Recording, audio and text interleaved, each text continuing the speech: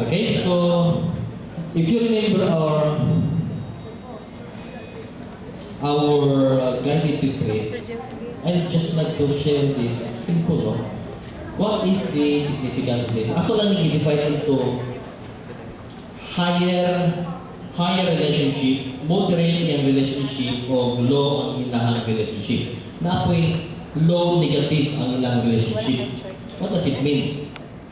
Example, ang spirituality within the department, ang spirituality has a higher significant relationship sa intra-departmental strength and unity.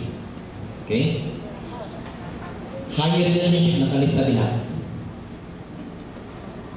Taas ang kalabutan sa spirituality sa inyong department ngadto sa inyong agi sa trabaho sa department o sa inyong unity. The more or the higher your spirituality, the more you are united, in other words. And the higher your spirituality, the more you are happy within your department. Hindi ka puro man yung spirituality sa pastor ka na di mo. Natuloy makahiwa patagupan din. No? The higher the spirituality, the more you're friendly sa inyong services.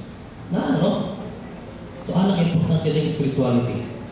The more we are united within the department, the more service we can render.